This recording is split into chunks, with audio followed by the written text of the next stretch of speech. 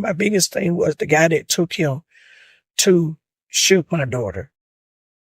I asked the police, why didn't they charge him with accessory or something? It's where he didn't know that he was going to do that.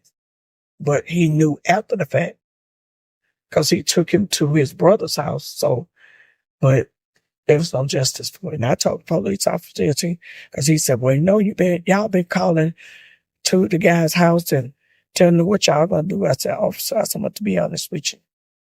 I said, I don't know that child's number. I said, my immediate family don't either. I said, but one thing I do know, just because y'all don't do y'all job, God's going to do his. I said, you can bet your bottom dollar on that. And all I wanted to do was talk to the kid. Mm-hmm. I didn't want to beat him up. I didn't want to cuss him out. I just wanted to ask why. So you go through life all this time from now to here. Why? So then, I was going to ask you that too. How do you think the laws are set up for victims of domestic violence? It's not good.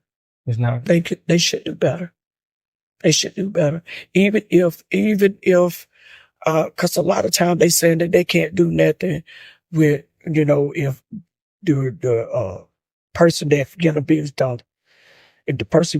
don't say anything. Mm-hmm. They saying that they really can't do anything. But I've noticed that they have started doing, like, if they called out, if they do the Family Violence Act and stuff like that. But my biggest thing is I feel as though, like, everything that I did to get him away from my child, they did not operate on nothing I did. I'm telling you, I told him everything. I told him about his sold drugs. I told him he would ride with them. Like, I told him everything. Do you think they did anything at that? Nothing. So I blame them. I really do. I blame them because had they took the initiative to hear me, I didn't call this anonymous person. I'm telling you who I am because I wanted him away from my daughter. And I knew that this was going to happen. I knew it. I felt it. And it was nothing I could do to stop it. Even though she came home, I thought that was enough. And for a long time, I blamed my daddy because I felt like her dad should have said something to him. Don't mess with my baby, something. But as far as you're concerned, you don't have any regret because you did all that you... No, I don't. The only regret I have is the fact that I left. It's the only regret I have because I felt... Somebody left to go on the trip. Mm-hmm. I felt, and it kept me in a place. It kept me in a place for years, not to go nowhere, just stay around the home because that fear stuck in. And what I tell you, it was so bad, the fear stuck in so bad that I pulled my other two girls so close to me that they could not move.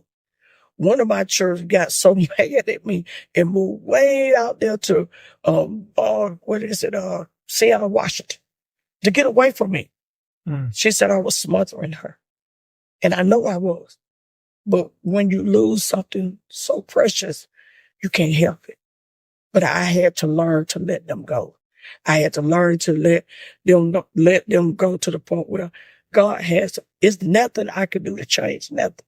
I used to think I could.